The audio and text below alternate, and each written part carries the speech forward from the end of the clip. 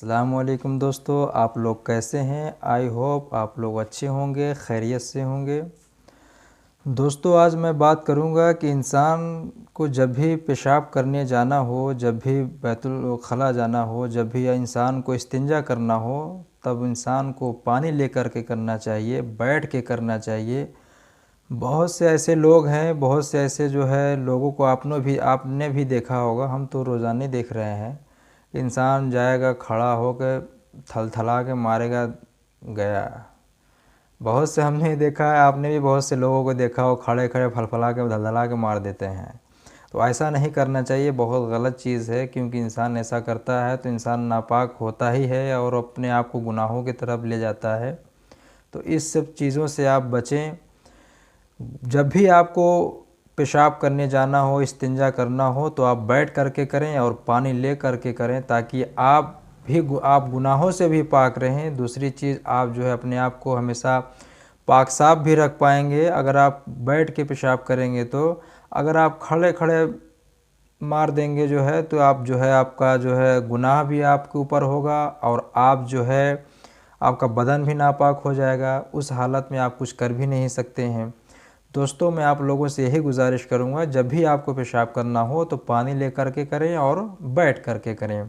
और अपने दोस्तों यारों को, अपने घरों में जो भी आपको जानने पहचानने वाले लोग हैं, उनको आप ये चीज़ ज़रूर बताएं कि जब भी पेशाब करें पानी ले कर के करें, बैठ कर करें और अपने आप को गुनाहों से बचाएं और अपने बदन को भी हमेशा वो पाक साफ रखें। क्योंकि इंसान की कोई गारंटी नहीं है कि इंसान की मौत कब हो जाएगी, इंसान कब मर जाएगा, किस हाल में मर जाएगा। 4 दिन की ज़िंदगी है, अगर आप ऐसे ही गुजार देंगे तो कैसे काम चलेगा। तो आप लोगों से यही गुजारिश है कि जब भी आप पेशाब करने जाएं तो बैठ करके करें और पानी ले करके करें। दोस्तों अगर बहुत से ऐसे लोग हैं जो मान लीजिए बहुत से मतलब कहीं बाहर कोई चला गया, जंगल बियाबान है, सुनसान है या मैदान है, वहाँ पे अगर आपको पानी का सुविधा ना हो, पानी का इंतज़ाम वहाँ पर ना हो, तो वहाँ पर आप मिट्टी लेकर भी आप कर सकते हैं।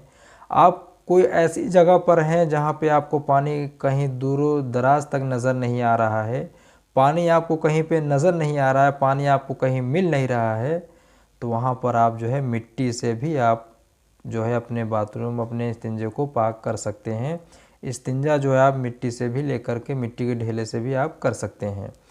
दोस्तों आज मैं एक वाक़ये के माध्यम से आप लोगों को ये बताना चाहता हूँ कि एक मरतबा का वाक़या है कि सरकार दो आलम सल्लल्लाहु ताला अलैहि वसल्लम एक सहाबी के साथ जो है एक कब्रिस्तान से गुज़र रहे थे। एक कब्रिस्तान के रास्ते से गुज़र रहे थे तो कब्रिस्तान से जो है चिल्लाने की आवाज़ आ रही थी। उसे जो है कब्र में अज़ाब हो रहा था। कब्र से जो है आवाज़ आ रही थी, बचा लो बचा लो बचा लो बचा लो। कब्र से जो है ज़ोर ज़ोर से जो है चिल्लाने की आवाज़ आ रही थी, बचा लो बचा लो। तो सरकार दो आलम सल्लल्लाहु ताला अलैहि वसल्लम के साथ में जो सहाबी थे, उन्होंने पूछा, हुजूर ये कब्र से आवाज़ कैसी आ रही है, जो है बहुत ज़ोर से जो है चिल्लाने की आवाज़ आ रही है, क्या माजरा है, किस लिए कब्र से आवाज़ आ रही है। तो सरकार दो आलम सल्लल्लाहु ताला अलैहि वसल्लम ने फरमाया कि इस कब्र में जो है अज़ाब हो रहा है, इसलिए कब्र से आवाज़ आ रही है। तो सहाबी ने फिर पूछा, हुजूर ये कब्र में आवाज़ जो चिल्लाने की आ रही है इतना ज़ोरों से, किस लिए इसके कब्र में अज़ाब हो रहा है, इस शख्स के जो है अज़ाब किस लिए हो रहा है। तो हुजूर ने फरमाया कि ये वो शख्स है, ये वो इंसान है जो अपनी पूरी ज़िंदगी में, अपनी पूरी लाइफ में इन्होंने जो है खड़े होकर पेशाब किया था, अपने आप को हमेशा नापाक रखता था, अपने आप को जो है हमेशा नापाकी की हालत में रखता था। ये वो इंसान है, ये वो शख्स है जो अपनी पूरी ज़िंदगी में इन्होंने बैठ के पेशाब नहीं किया, हमेशा अपनी पूरी लाइफ में ये वो इंसान है जो खड़े होकर पेशाब करता था। और जब ये पेशाब करता था उसका छींट जो है इसके ऊपर पड़ता था, उसका छिट्टा जो है इसके बदन के ऊपर पड़ता था, इसके कपड़े के ऊपर पड़ता था, इसके बदन के ऊपर पड़ता था। इसी वजह से इसके कब्र में जो है अज़ाब हो रहा है। तो सहाबी ने जब ये बात सुना तो तो कहने लगे सरकार दो आलम सल्लल्लाहु ताला अलैहि वसल्लम से, हुजूर इसे बचाने का कोई रास्ता नहीं है? हुजूर क्या है इसे इस कब्र में जो वो शख्स है इसे अजाब से बचाया जा सकता है? तो सरकार दो आलम सल्लल्लाहु ताला अलैहि वसल्लम एक दरख्त रहता है, एक शजर रहता है, एक दरख्त से एक टहनी को तोड़ते हैं, एक डाल को तोड़ते हैं और तोड़ने के बाद उस शख्स के कब्र के ऊपर ले जाके गाड़ देते हैं। जब कब्र के ऊपर उसके ले जाके गाड़ देते हैं तो वो सहाबी जो उनके साथ रहते हैं वो सहाबी कहने लगते हैं, हुजूर आपने ये क्या कर दिया, इसे करने से क्या होगा?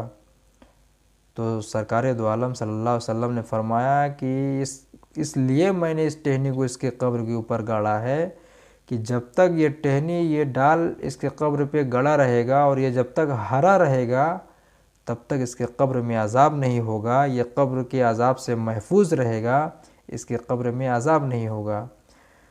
तो सहाबी सुनते हैं और सुनने के बाद जो है खुश होते हैं। उसके थोड़ी ही देर के बाद जो है कब्र से चिल्लाने की आवाज़ बंद हो जाती है। कब्र में से जो बचा लो बचा लो बचा लो इस तरीके से जो कब्र से आवाज़ आ रही थी, जो कब्र में से आवाज़ आ रही थी, जो उसके कब्र में अज़ाब हो रहा था, कीड़े बीछी उसे जो है डंक मार रहे थे, फरिश्ते जो है उसे जो है कोड़े बरसा रहे थे, उससे सवालात किए जा रहे थे, उसके ऊपर जो है अज़ाब पड़ रहा था, वो अज़ाब का जो चिल्ला रहा था वो शख्स, वो चिल्लाने की आवाज़ बंद हो गई। तो सहाबी उनके साथ थे, हुजूर सरकार दो आलम सल्लल्लाहु अलैहि वसल्लम के साथ पूछते हैं, हुजूर ये आवाज़ आना बंद हो गया जो कब्र में से आवाज़ आ रही थी? तो सरकार दो आलम सल्लल्लाहु अलैहि वसल्लम ने फरमाया कि जब तक इस कब्र पे यह टहनी गड़ी रहेगी और ये हरा रहेगा तब तक इसके कब्र में से आवाज़ आना नहीं होगा, आवाज़ नहीं आएगी, आवाज़ बंद हो जाएगी, इसके कब्र में अज़ाब नहीं होगा और ये अज़ाब से महफूज रहेगा। तो उसके बाद जो है दोस्तों मैं आप लोगों से यही बताना चाहता हूँ, इस वाक़े से मैं आपको यही समझाना चाहता हूँ कि जब भी आपको पेशाब करना हो, जब भी आपको इस्तिंजा करना हो, बैठ करके करें, खड़े होकर ना करें और पानी ले करके करें। अपने आप को, अपने बदन को हमेशा पाक साफ़ रखें। आप लोगों ने बहुत से ऐसे लोगों को देखा होगा कि बहुत से ऐसे लोग हैं जो जाएंगे, खोलेंगे, फलफला के मार देंगे, ना आर देखेंगे, ना पार देखेंगे, ना इधर देखेंगे, ना उधर देखेंगे, थलथला रहा है और गिर रहा है कहाँ, नीचे, किस पे गिर रहा है, ईंटे पे गिर रहा है, पत्थर पे गिर रहा है, ज़मीन पे गिर रहा है, उसका छींट कहाँ पड़ रहा है, उसके कपड़ों के ऊपर पड़ रहा है, उसके बदन के ऊपर पड़ रहा है। जब पेशाब आप करेंगे खड़े हो करके, जब छिट्टा उसका आपके कपड़े के ऊपर पड़ेगा, आपके बदन के ऊपर पड़ेगा, तो आप नापाक नहीं होंगे तो कपाक रहेंगे का? नापाकी न रहेंगे। जब आप नापाक रहेंगे और उस वक्त आपको मौत आ जाएगी, उस वक्त आपके फरिश्ते आपके पास आएंगे, आपकी रूह को कब्ज़ कर लेंगे, तो उस वक्त का आलम क्या होगा और आपके मरने के बाद आपके कब्र में क्या आलम होगा, आप समझ सकते हैं। दोस्तों मैं आप लोगों को यही बताना चाहता हूँ क्योंकि अल्लाह ने कुरान में पहले ही फरमा दिया है, कुल्लु नफ्सिन ज़ाइक़तुल मौत, हर नफ्स को एक दिन मौत का मज़ा चखना होगा, हर जानदार चीज़ को एक दिन मौत का जायका लेना होगा, हर मखलूक को एक दिन मर कर मिट्टी में मिल जाना होगा, हर एक इंसान को एक दिन मौत आएगी। ऐसा ना सोचें कि हम मौत से बच जाएंगे, ऐसा आप मत सोचिएगा कभी भी, क्योंकि हर चीज़ को आप झुठला सकते हैं, हर चीज़ को आप गलत साबित कर सकते हैं, हर चीज़ को आप जो है उल्टा सीधा बोल सकते हैं, लेकिन मौत एक ऐसा सच है जिसे कोई भी मिटा नहीं सकता, कोई भी इंसान मौत से बच नहीं सकता है। तो दोस्तों आप जब भी आप इस्तिंजा करने जाएं, बाथरूम करने जाएं, तो आप पानी लेकर के करें और आप बैठ कर करें, ताकि आप गुनाहों से भी पाक रहें और अपने आप को भी पाक साफ़ रख सकें। जब आप पाक साफ़ रहेंगे तो उस वक्त आप नमाज भी पढ़ सकते हैं, कुरान की तिलावत भी कर सकते हैं, अल्लाह की इबादत भी कर सकते हैं और हमेशा आपके चेहरे पे नूर बरसेगा। जब भी आप पाक साफ़ रहेंगे तो आपको अलग ही एक टाइप का फील होगा। आप हमेशा अपने बदन को पाक रखें और अपने दोस्तों को, रिश्तेदारों को, अपने भाइयों को, अपने घर वालों को बताएं कि जब भी वो पेशाब करें, इस्तिंजा करने के लिए जाएं, तो वो बैठ करके करें, ताकि वो गुनाहों से भी पाक रहें और अपने आप को भी पाक साफ रखें। इतने में डंगरुआ आके कहने लगा कि आप ही क्या बोल रहे हैं। तो हमने कहा क्या बोल रहे हैं, गलत बोल रहे हैं का? तो कह रहा नहीं, गलत तो नहीं बोल रहे हैं, लेकिन हमका तो बतिया पता ही नहीं रहन। तो हमने कहा तुमका नहीं पता रहन? का नहीं पता रहन? तो कहने लगा डंगरुआ कि अरे हमका हाफिज जी तो बतिया नहीं पता रहन, हमका का नहीं पता रहन। तो कह रहा कि हम तो रोज़ाना खड़े होकर जो है धक्का धक मार देते हैं, खड़े होकर फलफला के मार देते हैं, हमको तो कोनो बतिया नहीं बताया ये कि बैठ के पेशाब करा करा, नहीं तो गुनाह मिली, कब्र में अजाब मिली। तो हमने कहा कभी मिलाद में नहीं गया है का? कभी प्रोग्राम में जाता है कि नहीं? तो कहा नहीं, प्रोग्राम में तो बराबर जाए थे। हमारे गौना में ना एक मौलाना जी आवथिन, बहुत बढ़िया तकरीर करथिन, इतना बढ़िया तकरीर करथिन, कोनो बतिया बताओ तुरंते फट से हमारे दिमागवा में घुस जाता है। तो हमने कहा इतना होशियार है का? तो इतना नहीं समझ रहा है कि पेशाब बैठ के करना चाहिए कि खड़ा होकर करना चाहिए? तो डंगरुआ कहने लगा अरे हमका इतना थोड़ी ना पता है, अभी हमको समझ में आया ना। तो हमने कहा सुना कि नहीं सुना, अब कैसे पेशाब करेगा?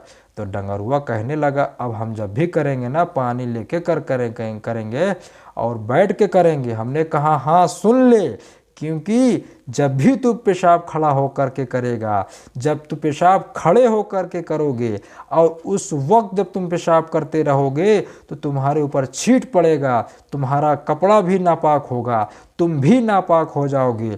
और उसी हाल में, उसी वक्त अगर तुम्हें मौत आ जाएगी तो बताओ तुम्हारे साथ कब्र में कैसा अजाब होगा। कब्र में जो है तुम्हें जो है सांप बिच्छू डसेंगे, कब्र में तुम्हें जो है फरिश्ते कोड़े बरसाएंगे और तुम जो एक जहन्नम की जो है तरफ चले जाओगे। तो सब कहने लगा अरे बाप रे बाप, आप ऐसा बताते हैं तो हमारा बदनिया कांपने लगता है। हमने कहा कोई गलत कह रहे हैं का, ये तो सच है ना? तो कहने लगा हाँ आज के बाद हम खड़े होकर नहीं बल्कि बैठ के पेशाब करेंगे। हमने कहा खड़े होकर थलथलाए मत दिहो, नहीं तो समझ में आ जाएगा तुमको मरे के बाद। तो कहने लगा नहीं खड़े होकर नहीं बल्कि बैठ के करेंगे और पानी लेके करेंगे ना। हमने कहा हाँ पानी लेके पेशाब करना, अब जो है खड़े होकर मत करना, और अपने घर वालों को भी समझा देना कि बैठ के पेशाब करेंगे, पानी लेके करेंगे। तो कहने लगा हाँ अब जो है ऐसा ही करेंगे। तो दोस्तों आई होप आप लोग हमारी बातों को समझ गए होंगे। दोस्तों मैं आप लोगों को यही बताना चाहता हूँ कि जब भी आप पेशाब करें तो बैठ के करें और पानी ले करके करें, और अपने जानने पहचानने वालों से भी आप यही बात बोलें कि जब भी वो पेशाब करें तो बैठ करके करें, पानी ले करके करें। तब तक के लिए दोस्तों मुझे इजाज़त दीजिए। अस्सलाम वालेकुम, खुदा हाफिज़।